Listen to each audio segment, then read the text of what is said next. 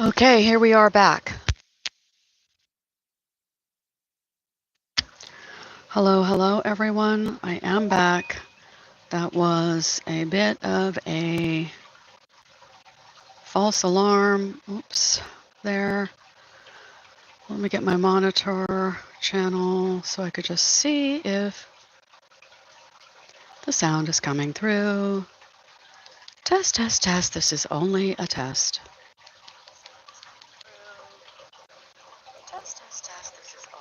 Okay. It is working. Okay, great. I forgot to turn the camera the long way. All right. I'm here with this great book. It's called Crystal Healing. Get your hands on it if you can. This book is amazing. Absolutely love this book. Just do a recap of what I was saying before.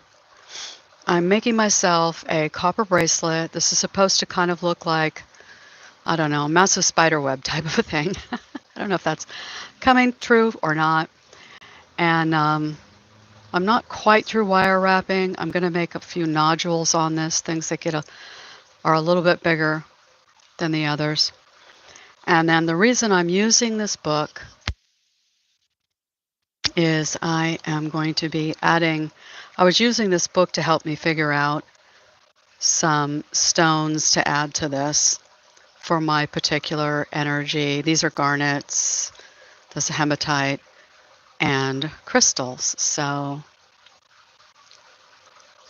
I'm going to be adding these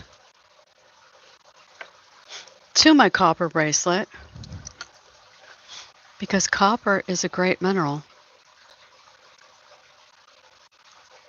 And this is just the beginning of the bracelet, and then I'm gonna pound it out slightly, a little bit, strengthen it, harden it, put it in my tumbler. When I'm gonna add a little bit more wire, put it in my tumbler, shape it, and then after all that, I'm going to add my crystals, the garnets, the hematite, and the crystal. Just based on what I need, what my system needs. And I'm going to hang a couple of crystals from these ends here, which I think what I'm going to do is I'm going to hang these. I have to do all this after I do the other things, after I harden it, soften down the edges, after I tumble it. I think I'm going to form it first before I add all my semi-precious stones. And so this book is a great companion book if you want to know how to choose stones. Of course, we always choose them for their beauty, right? But how to choose something then for more than its beauty? I would recommend this book. You're going to learn a lot. You are going to learn a lot. And the format on this book is fantastic. It's so easy to understand, easy to read. The pictures are amazing. The glossaries are fantastic, telling you so much about each gemstone. It also is giving some positive manifestations there, which we love. Everyday magic.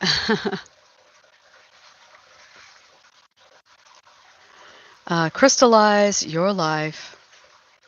So I'm going to start at, here's the thing. I do actually, when I used to have one of my shops, I would put crystals, a tiny crystal in a lot of my my oil blends because the stones do really well in the oil and I don't have to worry about people drinking them. Crystallize your drinks. Here we go through with the birthstones. November, which is golden topaz and citrine. Here, I'll just start from the beginning and read everybody's birthstone. Maybe you don't know. January is garnet. February is amethyst. March is aquamarine. April is diamond. The most expensive stone in the whole thing happens in the month of April, although emeralds can be expensive too. May is emerald. June is pearl moonstone. July is ruby.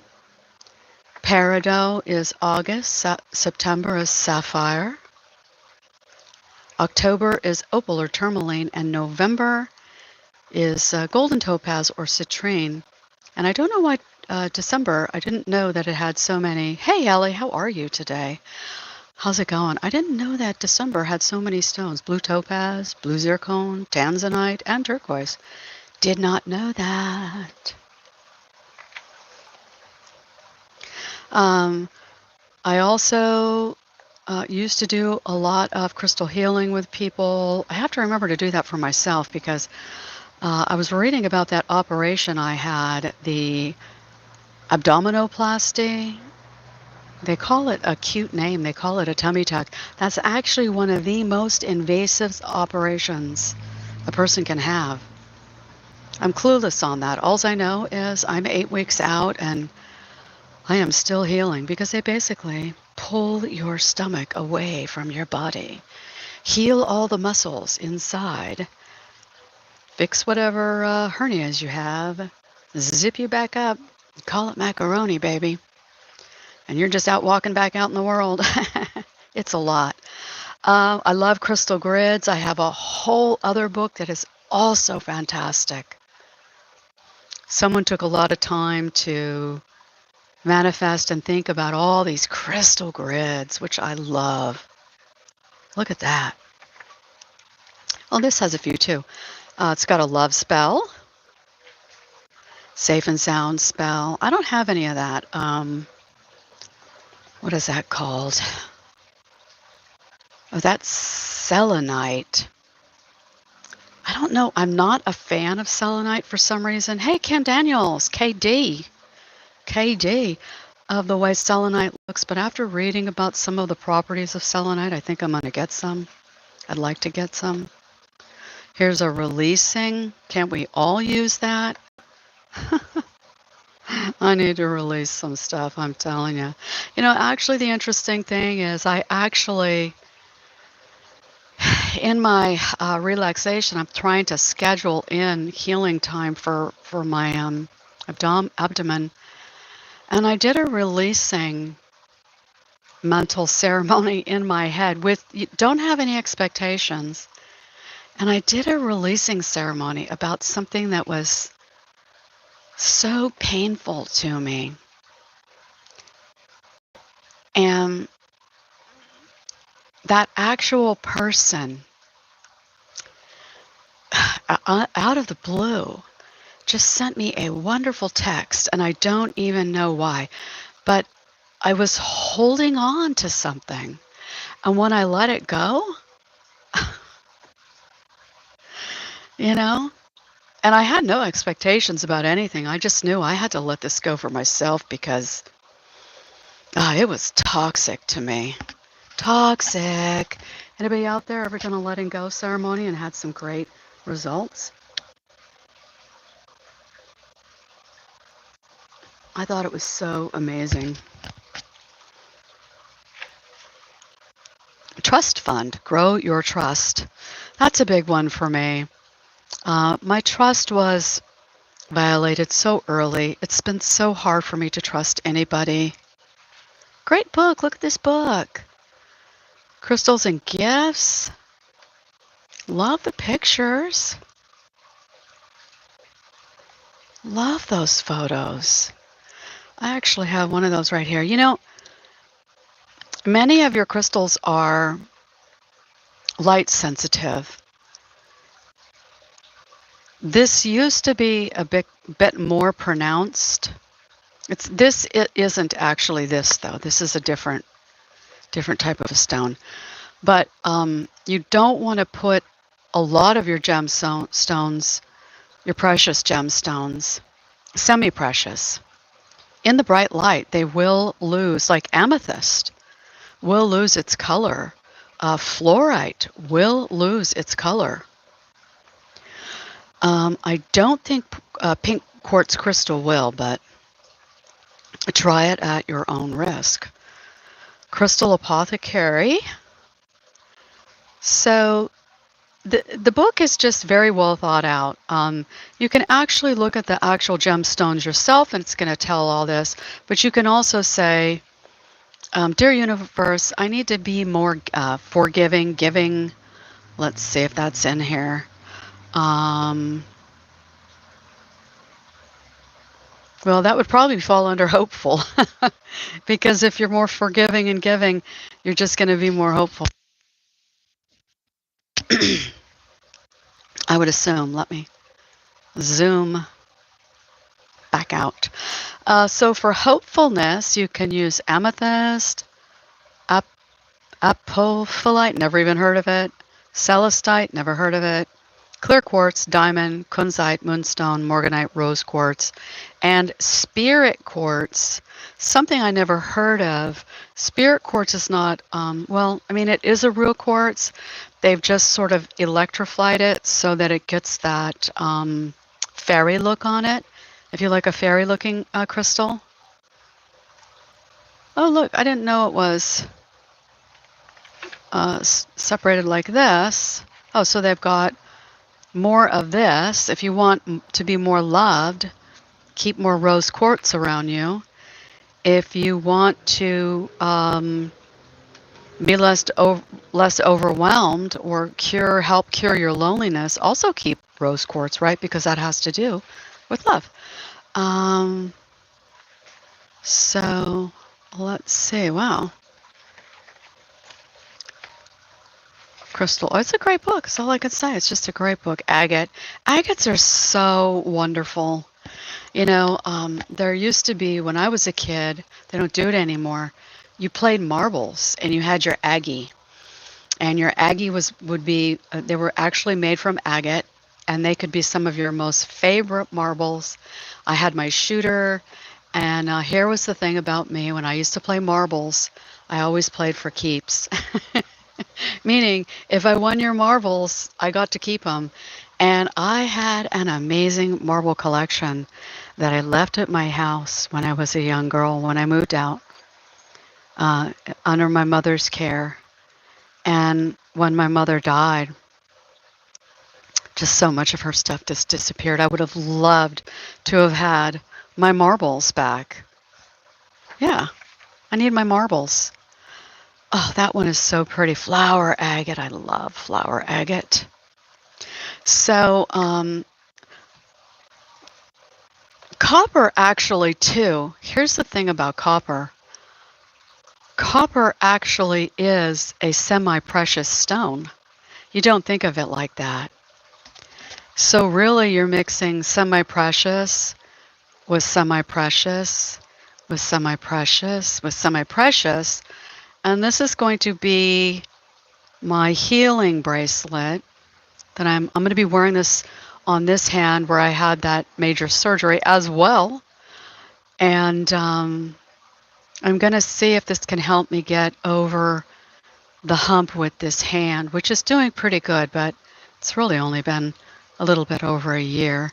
And so then I'm going to add all of these gemstones to it, precious, semi-precious. That's garnet. This is a really pretty garnet. They're still very, very natural looking. And the hematite. Oh, wow, what is that? There's just always, I don't think I've ever seen in person. See, this is how you can become, you know, a miner, a gemstone miner, because there's a stone I never even saw before, grape agate. Never even saw that.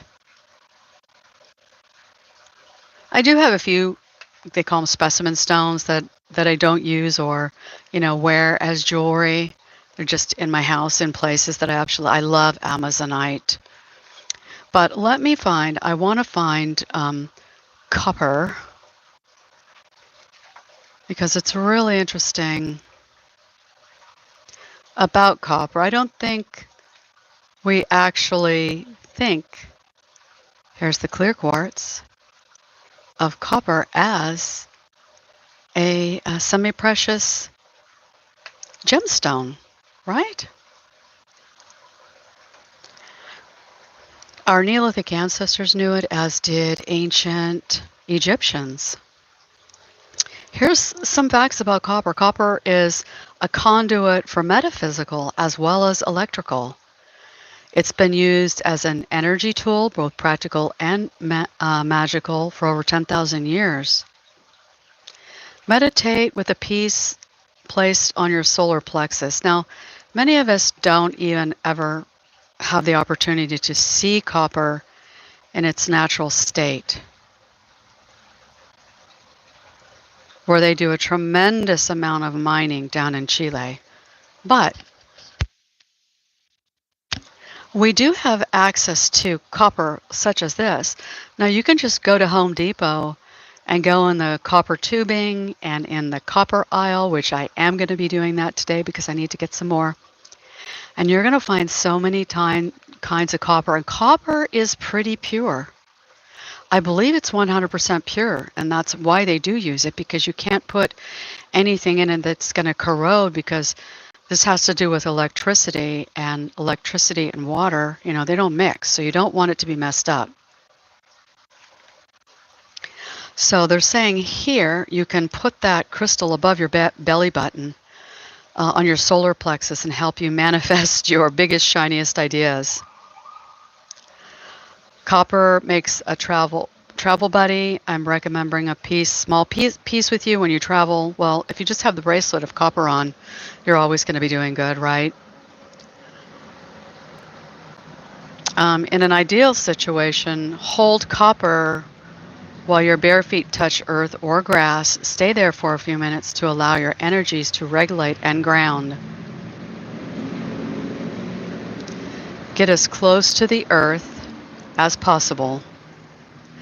Now, rose gold, which I didn't know, is a blend of copper and gold together, but I believe there is also, from my investigation on this, there's also another, and it begins with an A. There's rose gold. Actually, there's another mineral that binds the copper and the actual gold together to create the rose gold. Copper is also a native element. It is estimated that our plant contains 5.8 trillion pounds, less than 12% of which has been mined in all of human history. Wow, we're just one big conduit. You think of the earth and all the minerals that are stored deep inside of it. It's a giant pulling and refinery system. So I'm sure we don't want to remove all the crystals from the earth, or all the diamonds, or all the copper. I think a lot of it needs to remain in the earth just to keep us balanced. Copper oxides green over time, and the colors are many of the blue minerals. Copper for crystal healing is sold as raw nuggets or small manufactured orbs. I guess maybe the reason you would want a nugget is less tainted by human hands. Maybe something I just thought of, probably what you might want to do with your copper is purify it the same way you do a lot of your minerals, which is you purify it, put it out in the sun is a way to purify it, to try and get off all of that man energy and machine energy, right? Something to consider. Right, something to consider. So that's about copper. Now, I wanted to look up garnet, which I'm also going to be putting on my bracelet. Here's another one I love. I love Larimar. A, B, C, D, E, F, G, gold, which is also a gem. Garnet.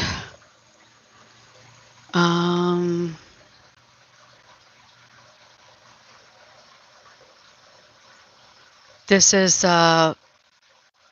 Primarily, it's mined in India, China, and Sri Lanka. It is the root chakra. How many of us need work on our root chakra, which is also speaks to my inability to trust. You need a solid foundation, and that's what garnet is going to help you get. They're particularly talking about almandine garnet, but there are different colors. I don't know that this is almandine garnet or not. To me, it doesn't look as deep as that. Garnets are a group of minerals that occur worldwide in a variety of colors and transparencies. When garnet is used as a standalone name in jewelry, it typically refers to the almandine variety. Although commonly sold as tumble stones, almandine garnet naturally forms as faceted crystals worth searching out for their unique beauty. I'm not sure I've ever really seen anywhere a natural raw garnet. So this is supposed to be a fertility, helping with, and for me, fertility is I'm giving birth to myself now. I gave birth to my babies, and as many women know, it's not till you really give birth to your own children that you are able to give birth to yourself. I think it's a much harder road to reach full womanhood, and you have to do the work, and it is possible.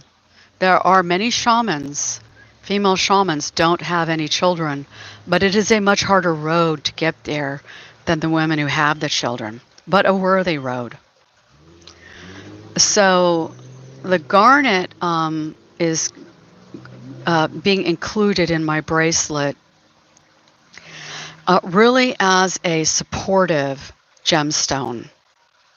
It is okay for me to feel passion. It is okay to me to give birth to myself. It is okay for me to do for myself. So that's how I'm using the garnet there.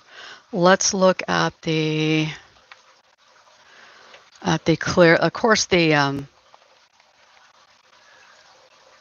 quartz, the clear quartz has so many A, B, C, D, E, F, G. Yeah, that's me.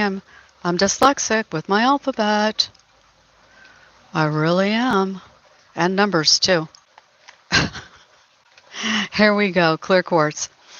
I am including the quartz. Now, I'm going to be putting these on the ends, but I also need, it's hard to, now this is a really unique quartz. I don't know if you could see this. Someone spent a lot of time on this and gave this what is called a cushion cut.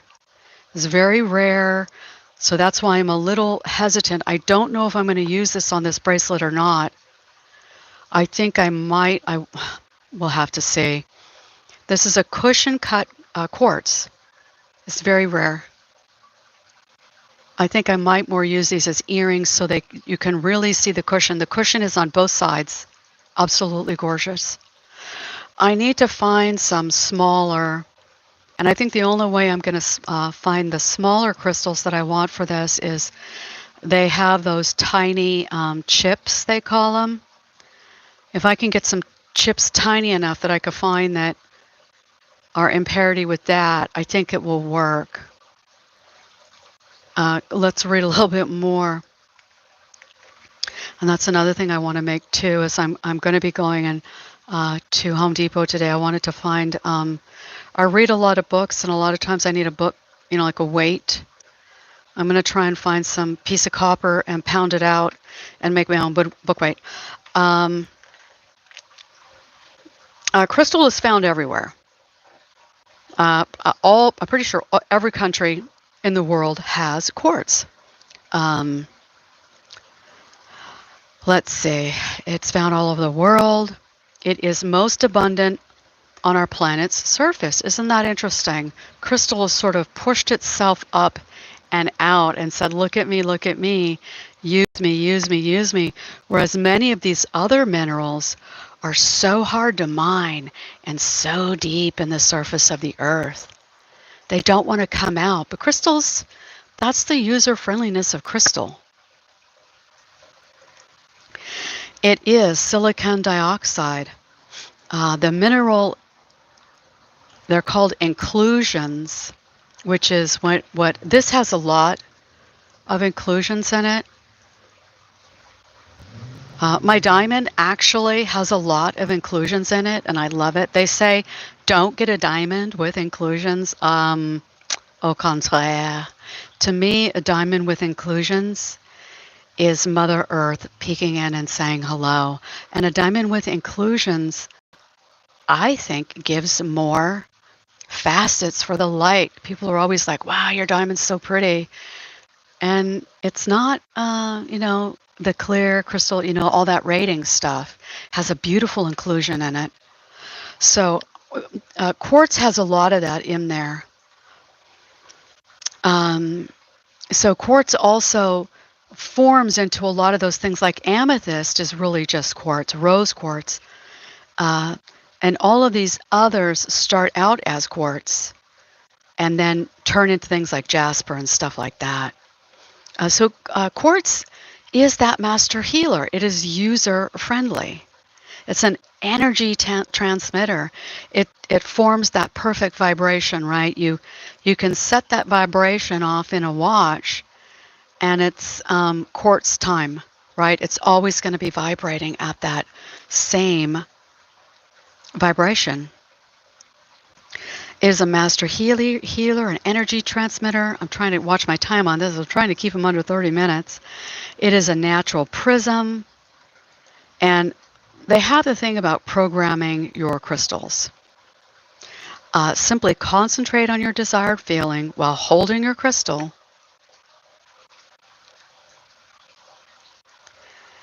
And a tireless guide and cheerleader forms in your crystal, because your crystals will amplify your thoughts, just like in that watch, the way they're, tick, tick, tick, amplifying the time. There are so many ways to use crystals. I just love these cushion cut crystals. I've had these for about, I'm going to say 5 years. And I got them somewhere online at a store that specialized in cutting, semi-precious stones, which you don't see a lot. For them to have these many facets like this, it's rare. Okay, let's go to, I'm trying to keep this under 30 minutes.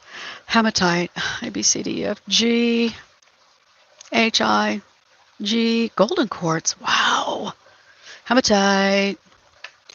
So hematite is primarily found in Brazil, U.S., China, and Morocco.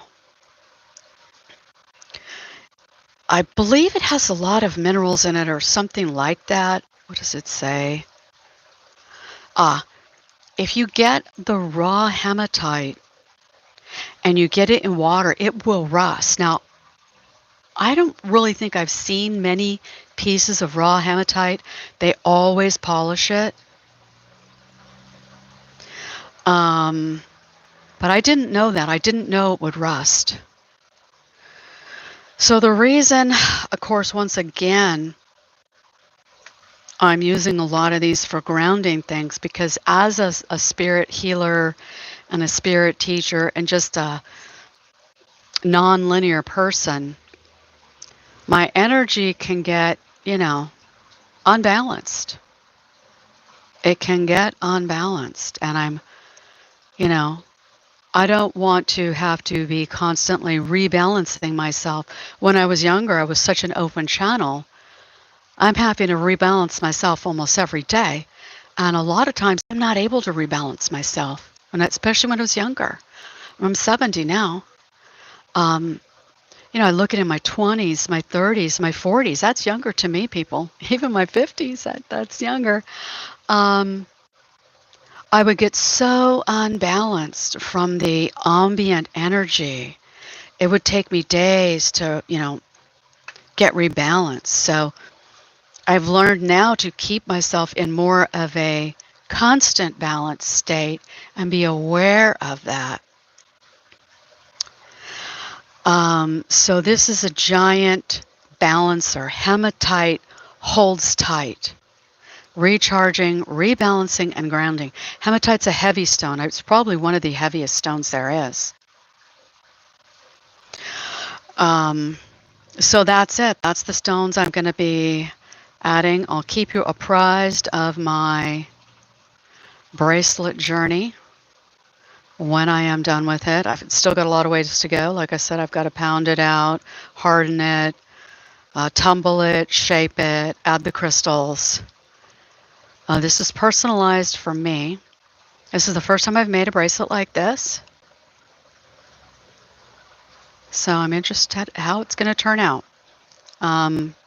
Once this is hardened, of course, in many ways, copper is still always malleable, but it will be much harder than it is right now. All right, I hope each and every one of you who listens to this now or listens to this in the future has an amazing, beautiful day filled with nature, filled with love, and filled with light. This is your host on the coast, coming to you from somewhere off the coast of nowhere.